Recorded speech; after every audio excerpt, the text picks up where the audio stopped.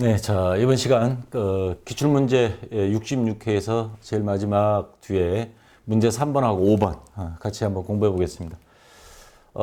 문제 3번은 예전처럼 마찬가지 부가가치세 신고와 관련된 문제들이 나왔는데, 자, 한번 볼게요.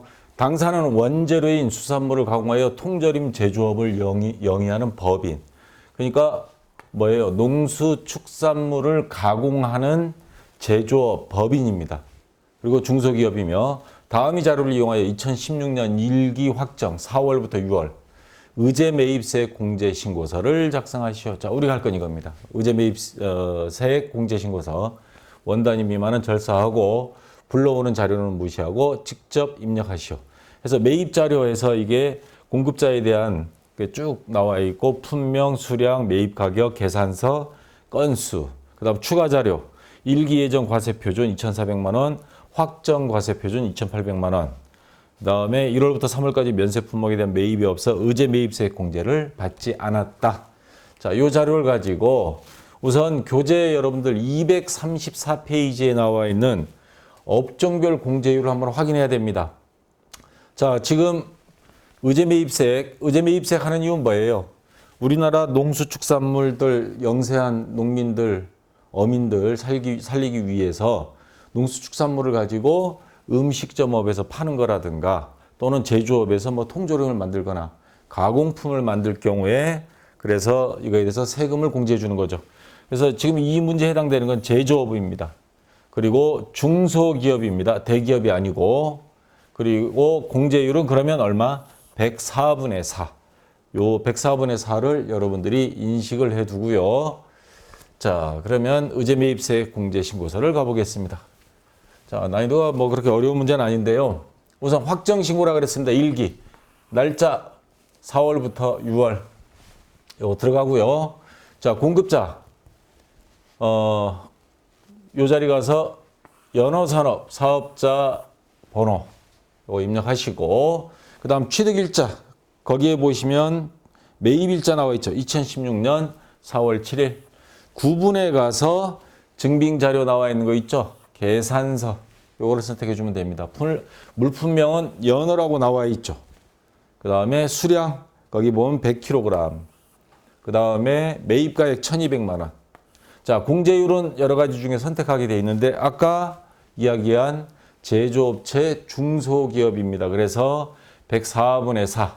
요거 입력하면 1,200만 원에 대한 104분의 4. 46만 1,538원이 자동으로 생성이 되고 건수는 하나입니다. 이를 입력하시면 되겠습니다. 그러면 자동적으로 다 생기고요. 자, 요 밑에 가시면 가해서 과세기간, 과세표준 및 공제 가능한 금액 등 해서 자, 여기 보시면 과세표준 예정분 있고 확정분 있습니다. 자, 우리 문제에 주어져 있는 거 1기 예정 과세표준은 2,400만 원이며 그래서 여기 2,400만 원 입력해 줍니다. 그 다음에 그 옆에 보면 1기 확정 과세표준은 2,800만 원이다. 확정분. 그래서 과세표준 예정분하고 확정분을 입력해 주면 자동적으로 100분의 35 한도액, 매입액 아까 입력한 거 다 연관 지어서 만들어집니다. 그러면 자, 공제 대상 금액 의제 매입세 공제받을 거는 46만 1,538원. 46만 1,538원이 만들어집니다. 그래서 자, 요렇게 요거 두 개만 입력하면 나머지는 다 자동적으로 이제 만들어지게 되겠습니다. 자, 이러면 그냥 끝난 거예요. 끝난 거고. 자, 이제 부가가치세 신고서를 본격적으로 작성해 보겠습니다. 다음 자료를 반영하여 2016년 2기 확정 신고. 2기니까 10월에서부터 12월 말까지입니다. 부가가치세 신고서를 작성하시오. 단 2기 확정 과세 기간이 거래는 주어진 자료뿐이라고 가정하고 이 말은 안에 다른 자료 있으면 지워버리는데 이거 들어가 보면 여러분 프로그램 실행해 보면 자료는 없습니다. 비어 있습니다. 있으면 지워버리세요. 가정하고 부가가치세 신고서 이외의 부속서류 작성 및 매입 매출 전표의 수정 입력은 생략한다. 자, 우선 크게 예정 신고 시 누락분, 확정 신고 기간분에 대한 사항 크게 일단 두 가지로 나눠져 있습니다. 예정 신고 누락은 요것도 입력을 하지만 여기다가 뒤에 가서 가산세를 우리가 해야죠. 1타입이 신고 안 했으면 신고 안 한 거에 불성실 가산세. 그 다음에 신고를 안 했으면 납부도 안 했겠죠. 그러니까 납부 불성실 가산세 요거까지 해서 신고와 납부 두 가지를 다 계산을 해서 집어넣어 줘야 됩니다. 자, 그 다음에 확정 신고분에 대한 사항에서 이렇게 쭉 나왔는데 위에서부터 직수출 3천만 원, 부정행위가 아님, 매입세액 공제 가능한 사업용 신용카드 일반 매입분 5,500만 원, 공급 대가라 그랬습니다. 그러면 500만 원과 부가세 50만 원. 자, 이게 누락됐다. 자, 요거부터 하나씩 한번 해보겠습니다. 그러면. 자, 우선 직수출 누락된 거. 가산세는 이따 하고요. 뒤에 가서 마지막에 한꺼번에 하겠습니다. 자, 어느 자리에 집어넣어야 되느냐 하는 게 문제죠. 그래서 부가가치세 신고서에 수출에 대한 거. 자, 우선 매출에 대한 누락분입니다. 그래서 예정신고 누락분 여기에 입력이 안 됩니다. 과세표준및 매출세액 중에서 예정신고 누락분이라고 있거든요. 7번 자리인데 여기서는 입력이 안 되고 보조창에 오른쪽 보면 7번에 대한 보조창입니다. 7 매출 예정신고 누락분 해서 예정신고 누락분. 여기에 보시면 지금 수출입니다. 수출이면 여기 영세에 해당되는 건데 수출하는 물건 그 다음에 우리가 그 신용장에 의해서 하는 간접 수출, 직접 수출 전부 다 세금계산서는 발행 안 하죠. 아, 물론 영세 중에서 신용장에 의한 건 세금계산서 발행합니다. 왜? 국내 업체한테 주는 거니까.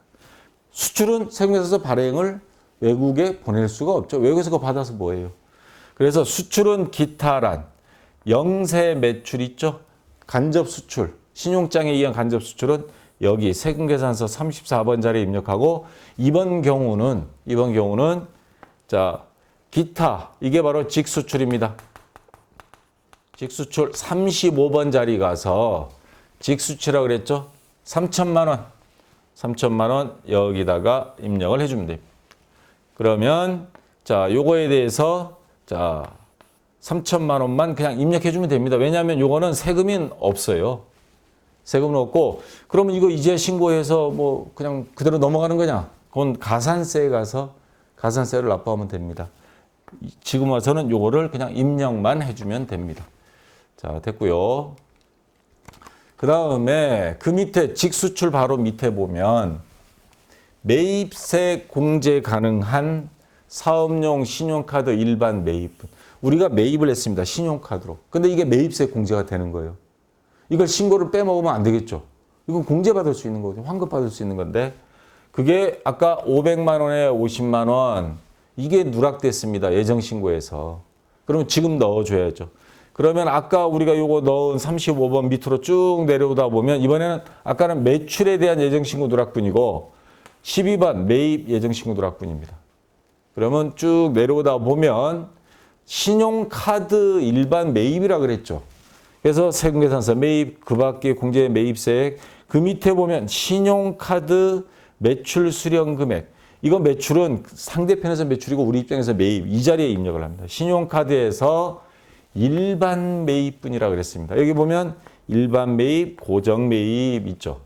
자, 그래서 일반 매입분 자리에 500만 원. 이거 500만 원 플러스 부가세 50만 원 들어간 공급 대가라 그랬으니까 오른쪽에 50만 원. 이렇게 처리해 주면 되겠습니다. 자, 그러면 예정신고 누락분은 두 가지 다 했습니다. 35번 자리에 직수출. 그 다음에 신용카드로 매입했던 일반 매입분. 요게 39번 요 밑에 여기 일반 매입 자리에 입력을 하면 39번 자리에 전부 다 들어갑니다. 여기 전부 다 연결이 돼 있어서 여기 입력하니까 여기 자동으로 나타난 거예요. 그러면 이쪽에 보면 자, 9번 자리 아까 3천만 원. 아, 7번 자리죠, 요거. 요거 입력하니까 여기 합계란에 자동으로 이건 뜬 거고요. 7번 자리. 그다음에 예정신고 누락분 아까 신용카드 일반 매입분 요 12번 자리 자동적으로 두 가지 다 자동 연결돼 있어서 나타납니다. 자, 두 가지는 했고요. 그 다음에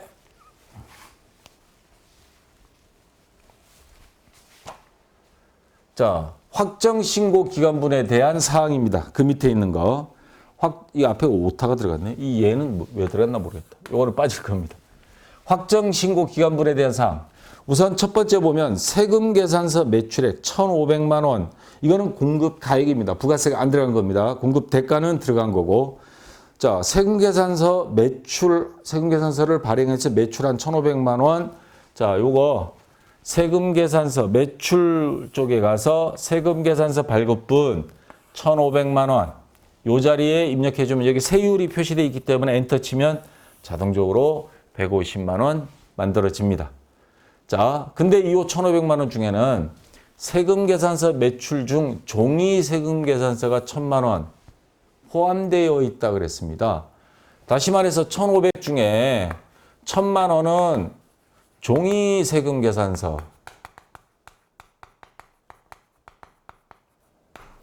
계산서고요. 그럼 나머지 500만 원은 뭐예요? 전자 세금 계산서로 했다는 겁니다. 그럼 이게 어떤 문제가 발생하느냐? 여기는 상관없습니다. 그냥 1,500만 원 입력하면 끝입니다. 여기 보면 뭐 종이 세금 계산서, 전자 세금 계산서 이런 말은 없어요. 근데 지금 이 회사는 법인이죠. 중소기업이지만 법인입니다. 법인인 경우에 종이 세금 계산서는 발급을 원래 하지 못하게 되어 있습니다. 전부 다 전자 세금 계산서를 의무적으로 하게 되어 있는데 그래도 종이 세금 계산서를 만약에 발행을 했다. 세금 계산서 발행했으면 뭐 되긴 된 겁니다. 근데 문제는 정부에서는 전부 다 전자 세금 계산서를 권장하고 있거든요. 종이 세금 계산서 발행하면 요거에 대해서 세금 가산세를 물립니다. 가산세를. 그래서 이거 뒤에 가산세에 다시 연결해서 다시 한번 설명할 거예요. 어쨌거나 1,500만 원 요거 매출액 세금계산서 발행분. 자, 일단 입력을 했고요. 자, 그다음 그 밑에 보시면 뭐가 있냐면 자, 세금계산서 매입액이 또 있습니다. 아까는 매출이고 이번에는 매입세액을 입력해야 됩니다. 1,000만 원 공급가액입니다. 그럼 100만 원이 되겠죠. 고정자산 매입분은 없다 그랬습니다. 그 다음에 매입세금 계산서 중 접대비 해당분 300만 원 공급가액이 포함되어 있다. 자, 우선 요것부터 하고 나서 요걸 하겠습니다. 우선 매입액에 가서 세금 계산서를 받고 매입한 거. 그러니까 일반 매입에 해당됩니다. 10번 자리입니다. 여기 가서 1,000만 원 입력하고 거기에 따른 10% 부가세 100만 원 매입세 공제 받을 거고요. 고정자산 매입분 없습니다. 그러니까 11번은 입력할 필요는 없는 거고 만약 있다 그러면 여기다가 입력해 주면 됩니다. 자, 그 다음에 1,000만 원 중에서 300만 원은 접대비에 관련된 매입세 받은 거예요. 세금계산서 받은 거. 이거 불공에 해당될 경우가 있죠. 그러니까 공제를 못 받는다는 소리입니다. 그러면 여기에서 아까 여기서 쭉 내려오다 보면 자, 불공에 해당될 공제받지 못할 매입세액해서 자, 여기 나타납니다. 자, 요 자리에 있는데 요 금액이 다음에서 입력을 하면 자, 아까 16번 거기 가시면 공제받지 못할 매입세 이 화면을 전체적으로 이제 받지 못하니까 이런 색이 벌어지네. 49번 자리입니다. 49번 자리에 가서 아까 얼마나 그랬죠? 300만 원. 이걸 입력해주고 10% 30만 원.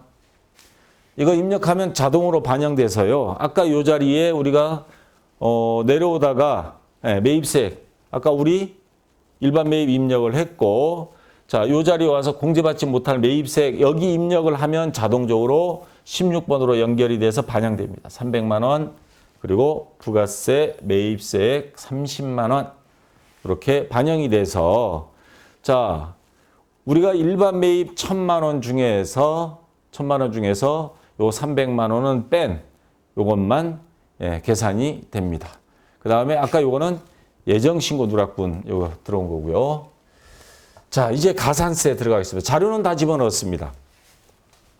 예정신고 누락된 거, 그 다음에 매출, 그 다음에 매입, 그 중에서도 매입에서는 다시 불공에 해당되는 거는 다 빼고 해서 매출과 매입 자료는 다 집어넣었는데 자, 예정신고 누락분 중에서 우리가 이제 가산세를 계산해야 되는데 우선 아까 수출 있죠? 3천만 원. 요거 아까 처리했던 거.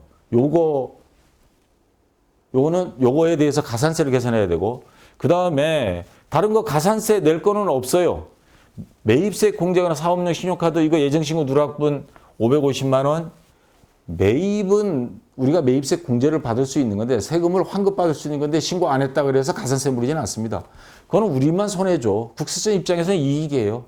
근데 이제 와서 한다고 가산세는 안 물립니다. 매입에 대한 거는 가산세 안 하고 매출에 대한 것만 신고를 누락했거나 고의가 있냐 없냐 따져서 그걸 무는데 직수출에 대해서는 가산세 요거 계산해야 되고요. 그 다음에 또 하나 아까 확정신고 기간분에 대한 내용 중에 매출액 계산서, 세금계산서 1,500만 원 중에서 종이 세금계산서 발급분 1,000만 원이 있다고 그랬습니다. 요거는 아까 이야기했죠. 종이 세금계산서는 전자세금계산 안 썼기 때문에 이게 허용이 되기는 하는데 가산세 물려라.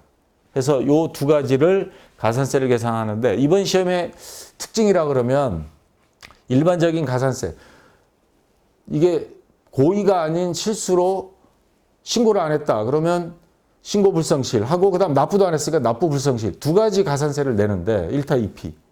근데 이번 경우에는 보면 거기에 해당되는 건 없고 요거 그냥 직수출에 대한 거 하나만 요거 종이세금계산서 발행했네. 전자세금계산서 안 썼네. 요거 하나만 그냥 따로따로 하나씩만 가산세 물리면 끝납니다. 아주 이런 경우의 시험 문제는 저도 이제 특이한 경우인데 자 그럼 하나씩 한번 해보겠습니다. 자 우선 아까 직수출이 위에 있었는데 그건 다음 화면에서 하고요. 그 밑에 있던 거 세금계산서 매출액 1,500만 원 중에서 종이세금계산서 발급분 1,000만 원 요것부터 가산세를 어떻게 물리는지 한번 보겠습니다. 자 전자세금계산서를 발행 안 하고 종이세금계산서를 발행했을 때 가산세는 자 25번 가산세 명세에 가서 자 여기 보시면 전자세금 발급 명세, 세금 계산서 이렇게 크게 두 가지로 나누는데요.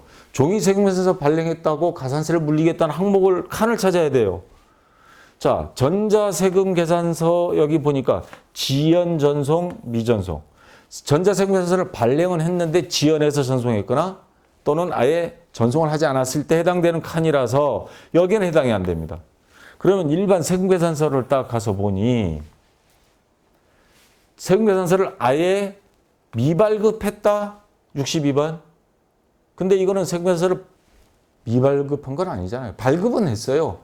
전자세금계산서가 아니라서 그렇지. 지연수치? 이것도 아니죠. 이거는 세금계산서를 받았을 때를 말하는 거고. 그럼 남는 건 이것뿐이에요. 지연발급. 근데 이것만 언뜻 봐가지고는 여러분들이 아마 시험 볼 때 전자세금계산서 발행 안 했다고 가산세 물린 거다. 한눈에 알기는 좀 어려워요. 어렵지만 다른 거 해당 사항 없기 때문에 요거는 종이세금계산서 발행은 지연 발급의 가산세에 넣어야 된다. 60번짜리입니다. 그래서 이 60번에 대한 설명을 보면 우리 메뉴 설명 켜보면 나오죠. 세금계산서 발급 시기를 경과하여 발급하거나 세금계산서의 필요적 기재사항이 전부 또는 일부가 착오 또는 과실로 적혀 있지 않거나 사실과 다른 경우에서 물론 이것도 종이세금계산서 발급했을 때 여기다 넣으라라는 말은 없지만 다른 거는 더 거리가 멀기 때문에 60번 자리에 가서 입력을 해주면 되겠습니다. 그러면 여기 보면 가산세는 몇 프로냐? 1%예요. 많이 물리지는 않습니다. 많이 물리지는 않고 자 그래서 여기 화면을 좀 키웠습니다. 여러분들 잘 안 보이니까 가산세 명세에서 세금계산서 자리 가서 지연 발급에 종이세금계산서 발급에 대한 괘씸죄를 물린다. 60번 자리입니다. 금액 아까 1,000만 원이었습니다. 1,500만 원 중에서 1,000만 원이라 그랬죠. 요 1,000만 원 그리고 요 100분의 1은 여기 주어져 있는 거고 엔터 치면 10만 원. 그러면 요 10만 원이 자동 반영이 돼요. 몇 번 자리에 가냐면 가산세 개 왼쪽 메뉴 이건 오른쪽 메뉴고 왼쪽 메뉴에 보면 25번 자리 가산세 개에 가서 일단 10만 원이 가산세를 물려야 될 게 나타납니다. 요거에 하나 더 있죠. 이제 아까 직수출에 대한 거. 자, 예정신고 누락분 직수출 3천만 원이 있었습니다. 부정행위가 아님 그러니까 고의는 아니다. 자, 가산세 명세에 가보면 72번 자리입니다. 영세율 과세표준 신고 불성실이라고 72번 자리에 영세율 이게 수출하고 직수출하고 간접수출 다 여기에 들어가는데 72번 자리에 아까 우리가 직수출이 3천만 원이었죠. 3천만 원 여기다 금액을 입력하면 1000분의 5 그러니까 0.5% 0.5% 우리나라는 수출을 장려한다고 요즘 수출 안 된다고 정부에서 난리인데 경제 성장률 떨어지니까 그래서 이런 거에 대해서는 세금을 종이세금 계산서 썼다고 그거는 1% 물리는데 수출은 3천만 원인데 0.5%만 그래서 15만 원. 자, 왜 15만 원이냐? 3천만 원. 이거 엔터 치면 15만 원이 만들어지죠. 1000분의 5니까. 근데 요 금액 놔두면 틀립니다. 왜냐하면 여기에서 여러분들이 요 커서에서 작성요령 딱 키면요. 72번에 대한 설명이 있는데 뭐라고 되냐면 영세율이 적용되는 과세표준을 신고하지 않거나 미달하게 신고한 경우 그 공급가액과 세액을 적는데 가산세율은 1000분의 5예요. 자, 근데 아까 제가 그랬죠. 우리나라는 수출로 먹고 사는 나라라고. 법정 신고 기한이 지난 후, 법정 신고 기한. 6개월 이내에 수정 신고한 경우. 지금 이게 예정 신고 때 빠진 거 확정 신고 때 하는 건데 6개월 이내입니다. 그러면 가산세액이 50%. 지금 가산세액 자동 계산하니까 15만 원 나오는데 여기에서 또 반을 까준다는 겁니다. 만약 6개월 초가 1년 이내면 20%, 1년 초가 2년 이내면 10% 감면. 그러니까 0.5%에서 여기서 다시 또 그러면 까주면 7만 5천 원 남겠죠. 그러니까 거의 3천만 원에 대해서 7만 5천 원이면 껌값이죠, 뭐. 자, 이렇게 요 메뉴에 있습니다, 요거 잘 기억해 두시고 6개월 이내면 여기에서 다시 5%를 까준다. 그래서 자, 요게 금액을 다시 한번 적어주면 자, 72번 자리입니다. 영세율 과세표준 신고 불성실 3천만 원 아까 1000분의 5 15만 원 있던 거를 요 자리에 수기로 그냥 입력 가능합니다. 7만 5천 원으로 수정 가능해요. 그래서 반영이 되면 아까 가산세액계 10만 원 있던 자리에 요거까지 더해지면 17만 5천 원. 10만 원에 7만 5천 원 두 개 더해져서 자, 왼쪽 메뉴에 있는 25번 자리는 17만 5천 원 돼 있으면 자, 정확하게 여러분들이 다 입력을 한 겁니다. 자, 그러면 이제 두 가지 다 됐습니다. 다 됐고요. 부가세는 이제 문제 5번으로 넘어가겠습니다. 자, 연말정산에 대한 문제인데 2016년 귀속 원천징수 자료 관련하여 다음인 물음에 답하시오. 다음 자료를 보고 김용식이 필요한 수당 등록과 월분 급여 자료 입력을 하시오. 하고 또 하나 원천징수 이행 상황 신고서를 작성하시오. 급여 지급일은 매월 말일, 원천징수 신고는 매월 하고 있으며 연말정산으로 인한 전월 미환급세액 13만 원이 있다.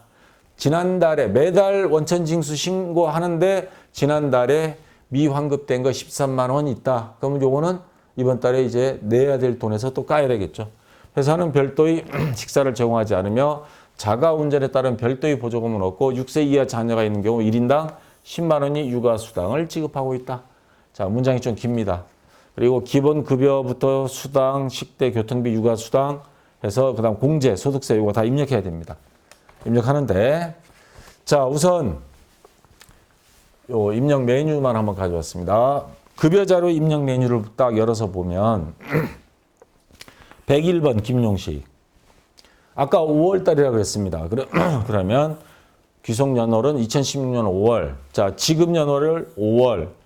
해서 딱 엔터를 쳐서 보니 아직 금액은 우리가 이제 입력을 해야 되는데 자, 여기서 보면 기본급 상여 직접수당 월차 뭐 식대 자가운전 보조금 야간근로수당 나왔는데 이거를 입력하려고 보니까 교통비와 육아수당이 없어요. 요 자리에. 요걸 입력하려면 요거부터 설정을 해줘야 됩니다. 설정해줘야만이 급여자료 항목을 입력을 해야만이 그 다음에 우리가 여기에 금액을 입력할 수가 있습니다. 그래서 급여자료 입력 자, 요거 들어가야 되는데 이거 어디서 어떻게 찾아야 될지 못 찾는 경우가 있습니다. 그러면 아까 그 메뉴에서요. 위에 보시면 급여자료 입력 두 번째 보면 F4 수당 공제라는 거를 클릭하세요. 수당 공제를 클릭하면 수당 공제를 등록하는 메뉴가 뜹니다. 그래서 과세, 비과세, 직책수당, 월차수당, 식대, 자가운전 보조금 뭐 딱이고 이 밑에 빈칸에 이제 추가로 아까 입력해야 될 게 교통비하고 육아수당을 입력해야 됩니다. 자, 근데 여기서 이제 입력하면서 헷갈리는 게 두 개가 있습니다. 뭐냐면 과연 지금 우리가 입력할 게 뭐예요? 교통비. 그다음 또 하나가 육아수당. 요거 두 개를 입력해야 되는데 교통비와 육아수당이 여기 딱 커서 클릭하면 1번 과세, 2번 비과세 선택하도록 되어 있습니다. 이게 과세냐 비과세냐 이거 선택 잘못하면요 이거 감점 1점입니다. 왜냐하면 요거 과세로 선택하면 여기 잘 보세요. 과세들은 요 자리에 유형이 급여라는 게 자동으로 생겨요. 비과세는요. 비과세 선택하면 여기 보시면 유형 자리에 아무것도 안 생깁니다. 그냥 식대 해놓고 여기는 입력을 해야 돼요. 비과세는. 식대니까 식대, 자가운전 보조금, 뭐 그대로 양근로수당 그대로 입력하면 되고 그 다음에 또 하나 과세는 여기서 과세를 선택하고 수당명을 입력함과 동시에 여기는 이미 다 생겨 있고 엔터 치면 여기는 비어 있습니다. 왜? 과세기 때문에. 그 다음에 뭐 월정액은 정기냐 부정기냐 사용 여부는 다 여로 해놔야 되겠죠. 근데 문제는 비과세 항목들은 식대, 자가운전 보조금 요거는 세금을 물리지 않겠다는 말입니다. 본인이 우리가 월급쟁이다 하면 월급쟁이들이 요거는 회사에서 받은 돈이긴 한데 세금은 안 물리니까 일거양득이죠. 돈도 받고 소득세도 안 내고. 근데 요거는 보면 자동적으로 우리가 요거 입력해서 엔터 치면 요게 나옵니다. 월 10만 원 한도. 자가운전 보조금은 월 20만 원 한도. 야간 근로수당은 연 240만 원 한도. 그래서 요거보다 많은 금액을 입력해도 요 한도 내에서 자동으로 걸러지게 돼 있어요. 한도 금액만 간혹가다 회원분들 질문 중에 그러면 한도가 이거니까 한도만 입력해야 되나요? 아니요. 받은 돈 다 입력하세요. 그래봐야 요 한도 범위 내에서만 비과세가 되고 그럼 초과되는 금액은 과세가 됩니다. 많이 받은 거는 뭐 그래도 과세가 되니까 그러면 안 받을래. 그럼 바보짓이고 다 받아야죠. 세금 조금 물면 되죠. 뭐. 자, 그리고 비과세, 과세 비과세 종류는 그럼 어떻게 되느냐. 비과세 요 항목들은 다 과세가 되지 않은 비과세 항목입니다. 식대 월 10만 원까지 단 회사에서 식사 제공 없을 때. 그 다음에 자녀 양육비 주는 거 있습니다. 우리 지금 육아수당. 6세 이하 자녀 출산 또는 육아. 자녀 수에 상관없이 무조건 월 10만 원입니다. 아까 이 회사는 자녀 1인당 10만 원씩 준다 그랬습니다. 자녀 1명당. 그러면 자녀 2명이면 20만 원 받았다. 무조건 아까 뭐라 그랬어요? 자녀 수와 상관없이 10만 원 상한선입니다. 그럼 20만 원은 받되 10만 원은 비과세, 10만 원은 과세. 차량 유지비. 자, 회사에서 회사차가 없어요. 그래서 자가운전 보조금을 받았다. 월 20만 원까지는 비과세입니다. 근데 회사에서 교통비를 주는 경우가 있습니다. 이거는 과세입니다. 지금 여기에 해당되는 거죠. 왜냐하면 회사를 위해서 차량까지 운행하면 그 자기차 감가상각도 들어가고 기름값도 들어가고 근데 교통비는 아닙니다. 연장, 휴가 요거 아까 240만 원 요거 그랬죠. 초과근무. 자, 그 다음에 경조금. 그 다음에 학자금 지원. 이런 것들은 전부 다 비과세입니다. 학자금이나 경조사비로 받은 돈은 한도 없이 다 비과세입니다. 야, 이걸 애우자니 참 여러분들 벌써부터 머리가 아프죠. 간단하게 이걸 확인하는 방법이 있습니다. 이거는 그냥 제가 이론적인 거니까 이론 시험에 나오는 거니까 다시 한번 설명한 거고요. 자, 간단하게 찾는 방법이 있습니다. 이거 애우지 마세요. 그렇게 쉽게 애워지면 애우시고. 자, 여기 아까 이 메뉴에서요. 비과세, 육아수당, 교통비 요 자리에서 커서를 놓은 상태에서 F2를 눌러보세요. F2를 누르면 비과세 코드 도움이 나옵니다. 그런 비과세에 대한 것들이 다 나와 있어요. 여기 월세, 육아수당 월 10만 원 나와 있잖아요. 그 다음에 뭐 이 밑에 보면 여러 가지 있습니다. 검색해 보세요. 여기 와서 육아수당 딱 입력하세요. 교통비 딱 입력. 그러면 이게 과세인지 비과세인지 다 뜹니다. 교통비 했더니 없어요. 그럼 그건 과세. 육아수당 했더니 있어요. 10만 원. 비과세. 그냥 이렇게 하는 게 시간 절약되고 암기 안 해도 과세인지 비과세인지 구분할 수 있습니다. 그리고 한도 자동으로 뜨니까 신경 안 써도 되고요. 자, 요거대로 여러분들이 넣어주면 되겠습니다. 그래서 하나씩 한번 해보겠습니다. 우선 교통비.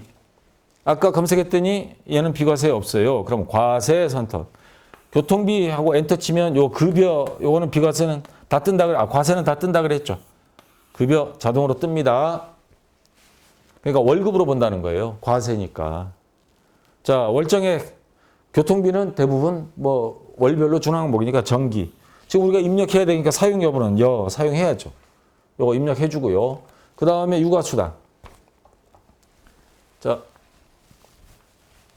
육아수당.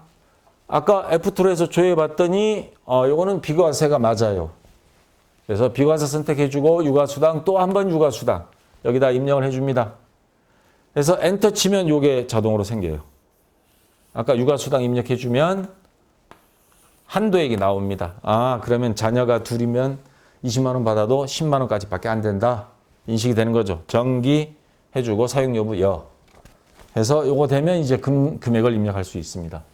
그러면 여기서 이제 금액을 입력하는데, 자, 김용식에 대한 월급 명세서. 기본급여 200만 원. 그 다음에 직책수당 있습니다. 요거 30만 원.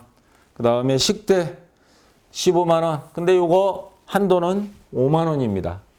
식대는 10만 원까지만, 5만 원이 아니고 식대는 10만 원까지만 아까 뭐예요? 식사 제공받지 않는 경우 식대 요 10만 원까지만 비과세입니다. 그럼 5만 원은 과세입니다. 요거 과세가 돼요.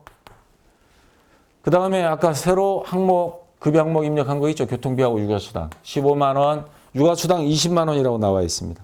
자, 입력을 하고 그다음 오른쪽에 국민연금 거기 자 위에서 네 번째 나와 있죠. 11만 7천 원. 건강보험 자 위에서 바로 그 밑에 국민연금 밑에 79,560원. 그 다음에 장기요양보험 5,210원. 고용보험 나와 있죠. 고용보험 얼마예요? 16,900원. 혹시 기존에 여기 금액이 있더라도 이 금액 바꿔주세요. 이 문제지대로. 그러면 그 다음에 소득세 11,900원 나와 있죠. 지방소득세는 요거 10%니까 1,190원. 요거 입력을 해주시고, 자, 그 다음 밑에 보시면 이 금액 중에서 280만 원입니다, 이거. 280만 원인데 과세 260, 비과세 20만 원, 지급총액 280 돼 있는데 비과세 20만 원이면 요 육아수당이 아닌가요? 라고 지난번에 어느 분이 질문 올렸는데 육아수당은 얼마까지가 아까 비과세라고 그랬죠? 10만 원. 그러면 10만 원 오버된 10만 원에다가 요거 아까 식대 5만 원은 10만 원 한도인데 15만 원 받았으니까 5만 원 요거 과세. 여기에서 한도 오버된 10만 원. 요거 과세. 해서 과세 그러니까 식대에서 10만 원, 육아수당에서 10만 원에서 두 개 합쳐져서 20만 원이 비과세입니다. 육아수당 20만 원 전체가 비과세가 아니고요. 각각 10만 원, 10만 원에서 20만 원 비과세. 그리고 요거 공제총액 여기 나와 있고 차인지급액 256만 8,240원이면 정확히 입력한 겁니다. 자, 그러면 다 됐고요. 그 다음에 원천징수 이행 상황 신고서를 아까 입력하라고 그랬습니다. 입력할 거 없어요. 그냥 다 연결됐습니다. 소득세, 그 다음에 뭐 다 됐고 지방세까지 다 돼 있습니다. 뭐를 그럼 손대야 되느냐? 아까 문제에 보면 뭐라고 돼 있죠? 네. 거기 보시면 그 위에서 두 번째 줄에 보면 연말정산으로 인한 전월 미환급세액 13만 원이 있다. 자, 전월 미환급세액 보면 요 제일 밑에 왼쪽에 있습니다.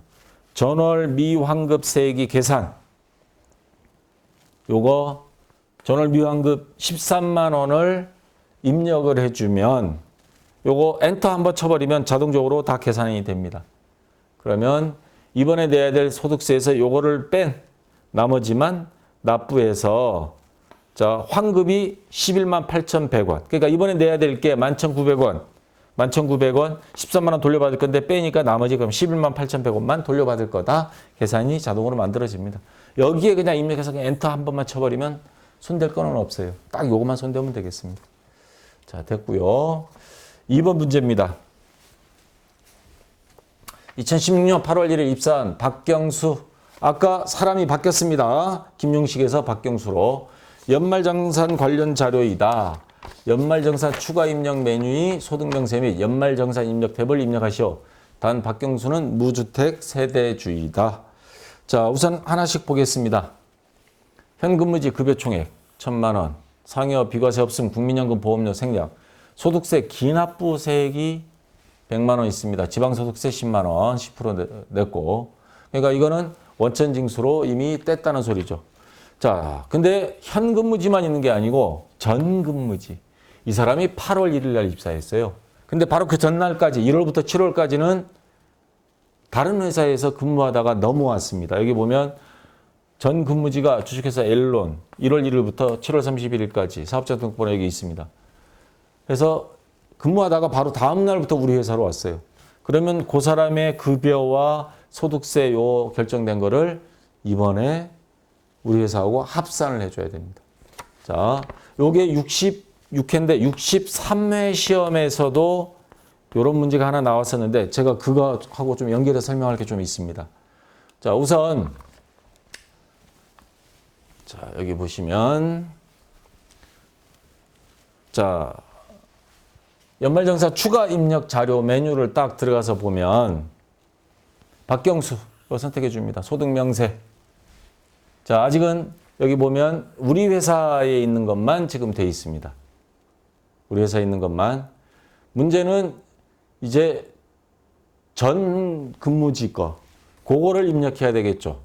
그러면 전 근무지 거 종전 근무지. 자, 여기 보시면 왼쪽에 소득명세를 클릭하세요. 지금 우리가 아까 본 화면은 연말정산 입력이었습니다. 맨 왼쪽에 소득명세를 클릭하면 오른쪽에 보시면 종전 근무지에 대한 소득을 입력하는 화면이 뜹니다. 이거는 주현에서 지금 현재 온누리기업 말하는 거고요. 자, 그러면 여기 가서 이걸 여러분들이 수기로 입력합니다. 근무처명 주식회사 엘론, 근무기간 여기 있죠. 2016년 1월 1일부터 사업자 등록번호 먼저 할까요? 220-21-78596 사업자 등록번호 근무기간 2016년 1월 1일부터 7월 31일까지. 그 다음에 급여총액 1,400만 원. 여기 보시면 급여에서 13-1 메뉴에 가서 1,400만 원 입력해 주면 됩니다.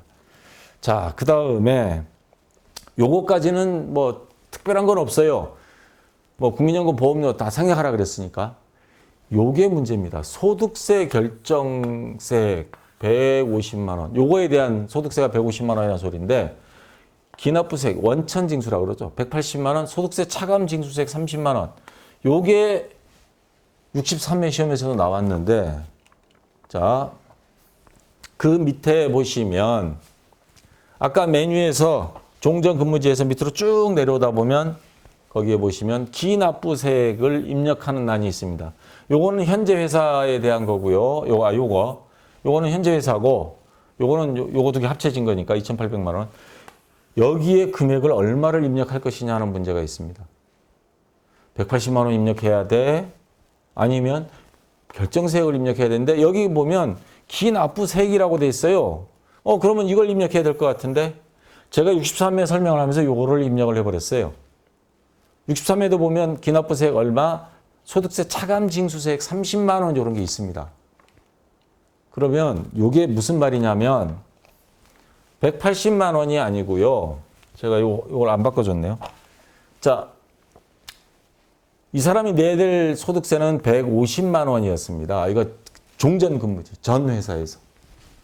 근데 이 사람이 원천 징수를 180만 원을 했어요. 요게 6개월, 1월 1일부터 7월 31일까지 해서 7개월치인데 180만 원을 납부했는데 그 회사를 이제 퇴사하고 이쪽으로 옮겨오면서 보니까 결정세액은 150만 원이에요. 그러면 그 회사에서 마지막 1월부터 6월까지 쭉 떼다가 뭐 예를 들어서 1월부터 6월까지 180만 원이면 냈고 7월 달에 원천 징수할 때 딱 보니까 이 사람 거는 퇴사한다고 미리 이야기하겠죠. 한두 달 전에. 그래서 보니까 당신은 많이 냈네요. 지금까지 낸 것만 해도. 이미 월급에서 미리 원천 징수 공제했던 거. 그러면 여기 마이너스가 있습니다. 30만 원을 뭐라고 해서 차감 징수했다 그랬습니다. 다시 말해서 그 마지막 7월 달에는 소득세를 뺀 게 아니고 오히려 돌려줬다는 소리예요. 그러면 이 사람인 경우에 요거를 빼고 180만 원에서 30만 원 빼고 실질적으로 이 사람이 납부한 건 그럼 얼마가 되는 거예요? 150만 원만, 그러니까 180만 원 마이너스 30만 원 했으니까 실질적으로는 150만 원. 다시 말해서 결정세액 나온 것만큼 요것만 납부한 셈이 되는 겁니다. 180만 원, 6월까지는 180만 원 냈겠지만 7월 달에 이거 30만 원을 되돌려 받았으니까. 그러면 이 자리에 이게 150만 원이 입력이 돼야 됩니다. 그 다음에 지방세는 요게 10%니까 15만 원. 그러면 어떤 사람, 이런 질문이 있었어요. 지난번에 요 시험 문제 나오니까, 그럼 결정세액으로 처음부터 입력하면 되겠네요? 근데 만약에 요게 없다. 기납부세액만 180만 원이 있고 차감징수세액은 없어요. 그러면 요거 180만 원 입력해야 됩니다. 결정세액 하면 뜰려요. 왜? 저기서 못 돌려받은 거 이번 회사에서 돌려받아야죠. 회사에서 돌려받는 게 아니고 이 회사, 새로 온 회사에서 신고해가지고 국세청에서 돌려받는 거죠. 요거는 이미 돌려받은 거예요. 세금을, 그러니까 납부해야 될 거 아예 한 푼도 안 내고 요 환급 딱 해버려서 결정세액에 이미 맞춰놓고 와버린 거예요. 돌려받은 거랑 마찬가지. 그래서, 자, 결정세액으로 한다는 말은 그건 뜰릴 수도 있습니다. 왜냐하면 차감징수액이 있으면 빼고 150. 없다? 그럼 180으로 적어요. 그러면 적으면 원래 것 정산하면 요거 나중에 환급세액이 그만큼 늘어납니다. 30만 원. 자, 요거 다시 한번 정리합니다. 63매 거랑 여기 거랑 요렇게 시험 문제가 이게 두 번 나와 버리니까 결정세액은 무시하시고요. 기납부세액에서 차감징수세액 있으면 빼고 나머지만 기납부세액이다. 기납부세액이다. 없으면 요 180만 원 입력한다. 자, 이거 정리하겠습니다. 자, 그래서 지금은 150만 원으로 일단 입력을 했습니다. 자, 이제 나머지 신용카드 사용금액 내역 총 1,300만 원 사용됐습니다. 요거에 대한 공제. 자, 그래서 자, 신용카드 메뉴에 가서 전통시장 여기 신용카드, 현금영수증, 직불카드 요 세 개 입력하는데 전통시장 대중교통 사용분 제외니까 그거는 밑에 입력하게 되어 있습니다. 자, 우선 신용카드부터. 여기 신용카드 500만 원 썼는데 대중교통 50, 100만 원 빼면 400만 원 입력해 주시고요. 그 다음에 직불카드 600만 원인데 전통시장 100만 원, 100만 원. 상반기, 하반기 빼면 200 해서 400만 원.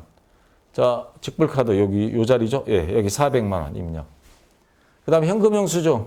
자, 이건 그대로도 통째로 들어가죠. 200만 원. 요거. 그러면 요거 다 집어넣고요. 아까 대중교통 50만 원 해서 대중교통 사용액 요거죠. 100만 원. 그 다음 전통시장 사용액 요거 100만 원과 요거 100만 원. 상반기, 하반기에서 자, 200만 원. 그래서 여기 다 집어넣었으면 됐습니다. 그래서 엔터 쳐주면 되고요. 자, 그 다음 보장성 보험료, 의료비, 교육비 요거는 뭐 다 집어넣기만 하면 끝입니다. 칸만 잘 찾아서. 자, 우선 보장성 보험 62번 자리에 있습니다. 일반 보장성 보험이라 그랬죠. 200만 원. 그러니까 보장성 보험도 일반 장애인인데 일반 자리에 가서 200만 원. 자, 요거 입력해 주면 되고요. 그 다음에 의료비, 본인 의료비입니다. 350만 원.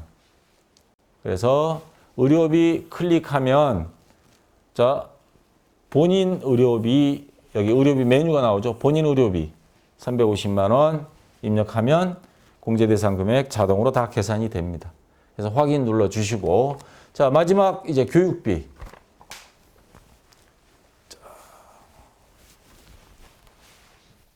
교육비, 여기 교육비 300만 원. 본인 대학교 교육비라고 그랬습니다. 100% 공제받을 수 있죠. 그래서 300만 원 집어넣으면 아까 보장성 보험 일반 200만 원, 의료비 350, 교육비 300 해서 다 입력했습니다. 그리고 나면 자, 맨 마지막에 여기 왼쪽에 보면 기납부세액 100만 원. 그 다음에 종전 근무지에서 기납부세액 150만 원. 그러면 납부세액은 총 지금까지 250만 원 납부를 했고요. 자, 요거 다 돌려받을 겁니다. 자동으로 환급이 나왔습니다. 마이너스 250만 원. 납부한 거 다 돌려받을 겁니다. 그래서 지방소득세 25만 원에서 총 275만 원을 돌려받을 겁니다. 이렇게 나왔으면 여러분들 정확하게 입력했습니다. 요 66회 요 문제는 대체적으로 난이도는 쉬웠어요. 전산세무 2급 치고는. 단지 앞에 조금 헷갈렸던 게 종전근무지에 대해서 결정세액이냐 기납부세액이냐 하는 거. 만약에 이거 틀렸더라도 뭐 부분적으로 감점 조금 됐을 거고, 그 다음에 부가세도 뭐 그렇게 어려운 건 없는데 교통비 유가수당 입력하는 거. 자, 요거 설사 틀렸더라도 부분 점수 감점되고, 그래서 아마 이번 합격자가 그래서 많이 나왔던 것 같습니다. 자, 여기까지 해서 66회 다 끝냈고요. 자, 이번 67회 시험 여러분들 잘 보시고 나중에 시험 보고 나서 실행 파일 나오면 바로 또 추가로 촬영해서 올려놓도록 하겠습니다. 자, 이번 시험 잘 보시기 바랍니다. 화이팅!